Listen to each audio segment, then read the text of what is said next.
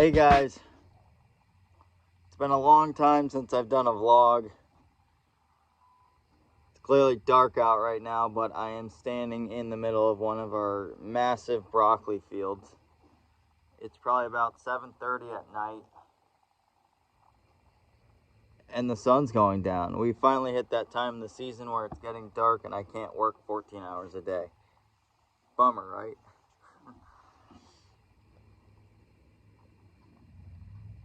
I just want to reflect a little bit on how the last couple months have been, because I haven't been able to talk to a lot of you guys or shed light on how the season's been, just because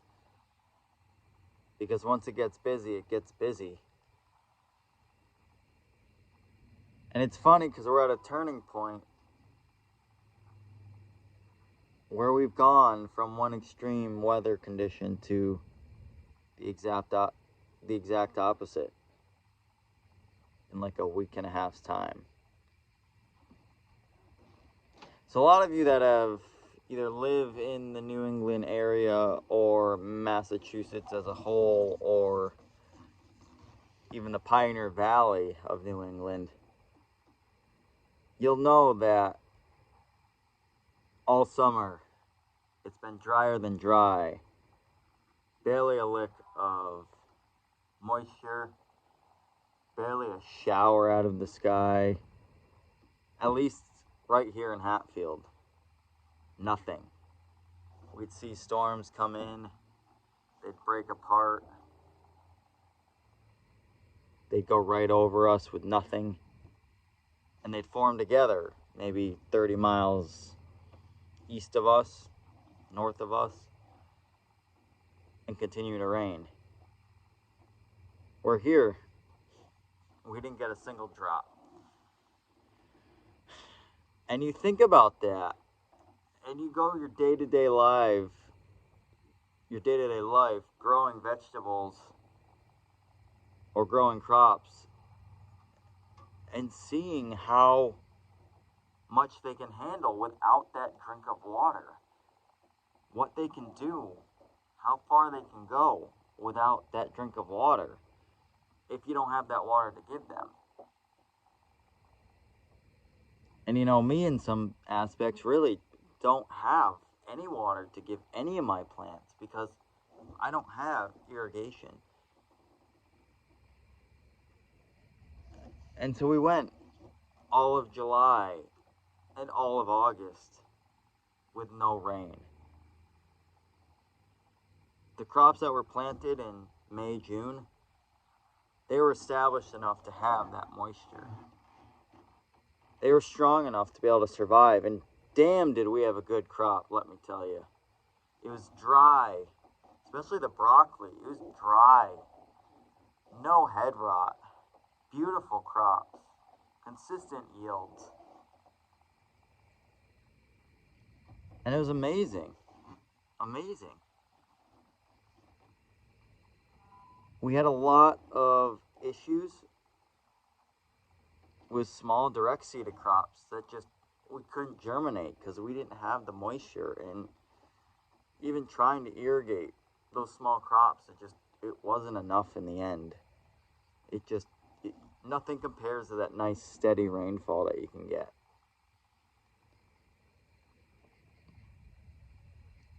And it's just amazing, you know, things that you plan for months and months and months in advance, and you can only anticipate rain or no rain, and you have no clue. You have no idea what you're going to get at all. And that's farming in a whole. 2 acres of beets in the ground, direct seeded with our nice Matermac planter. 2 acres. I'm lucky if half of it came up after irrigation, after constant hours of watering, fuel, time, weeding, herbicides not working, money put into the ground for a half a yield that we may or may not know if it'll make it or not. It's really interesting how plants can survive in a drought, but at the same time, they don't grow, they don't move, they don't continue their life cycle because there's no moisture to keep them alive. And so we've gotten through August. It's been crazy. It's been good. We have like the best winter squash pumpkin crop I've had in 2 years. The yield is immensely insane. But if you believe it or not, we are halfway through September, and we've probably had 10 inches of rain in 2 weeks. 2 weeks. We had 2 days.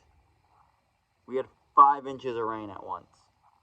5 inches. That was enough for the whole month of August. 5 inches. The plants that were in the ground have been loving it. The small direct seeded crops have been hating it. Our well-established broccoli and brassica crops that don't like a lot of moisture have been hating it. We had, for the first time, abandoned 2 full settings of broccoli just for the amount of head rot. This past week, since Monday, nothing has dried out once.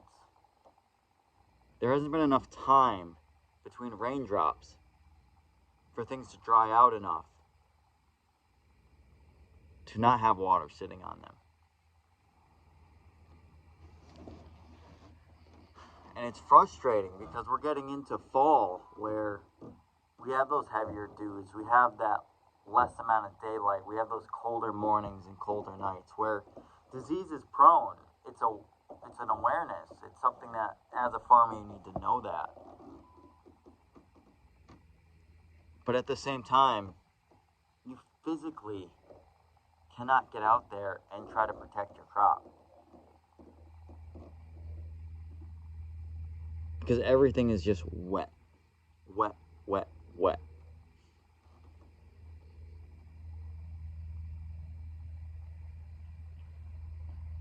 So it's frustrating. When my grandfather always said, "You're at the mercy of Mother Nature," I think back then it meant something. But now, it's damn reality. You cannot control what's going to come out of the sky or not. And you really cannot control when that's going to happen. And I'm sorry.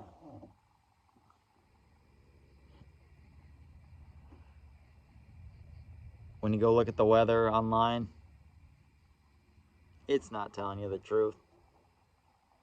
Because things are so sporadic nowadays that you can't even predict it. Live radar can't even predict it sometimes. And so we enter, and we're coming to the end of September here in another week and a half. And it is so wet that I am worried now at the other extreme of how damn wet it is and how it's going to affect these fall crops that can sit in the field for longer, that do have that life capacity, that are more prone to disease. And it's frustrating. The time, the energy, the money, the effort, the sleepless nights, it's part of the job, don't get me wrong. And I don't think I'd trade it for the world. But you put all this time, energy, hours, weeks, months into something, and then it's lost. And you don't get anything from it. Or very little. Very little. And so I've learned in my short 7 years of doing this that something you just have to let go. Some things you got to realize you've done all you can, or there's something more important coming next that you need to do. And you just have to forget about it.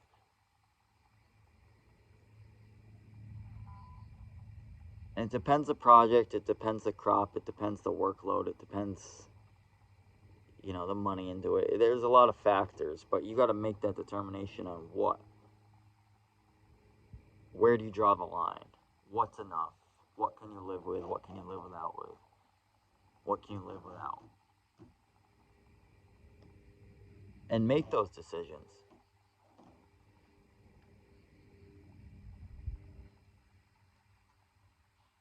It's been a trying year financially with the rise in cost, with the weather, just like easily seeing those two extremes in one season. It's crazy.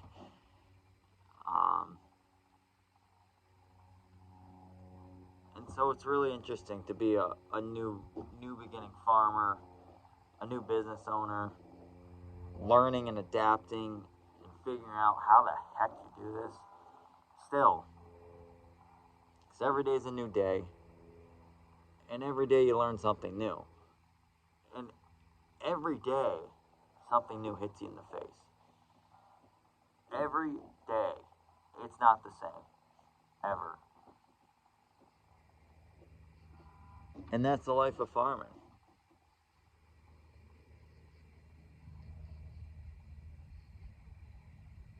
So, if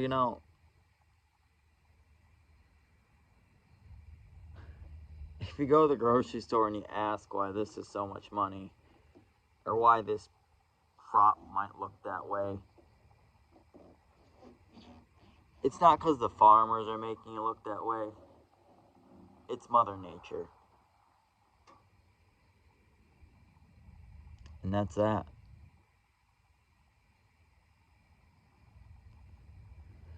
So that's just a little cap of the past couple months. There's been a lot of good, a lot of bad, a lot of stuff to laugh at, a little bit of crying here and there, frustration, pissed off.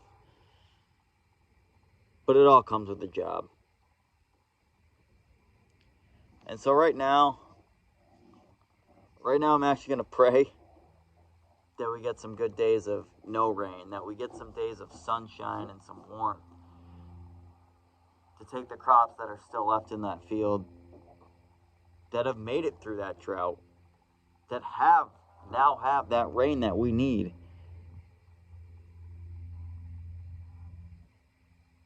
And let them survive till that frost or till it's too cold. Have the ability to sell those crops at a decent wage and make some money to pay off all these bills. And just make it happen, because this is the life and this is what we got to do.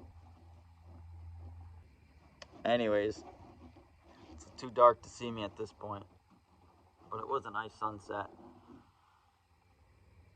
Hopefully there's more vlogs to come as things slow down. If you guys are looking for anything cool or exciting to hear about, let us know and we'll try to get a video out for you at some point.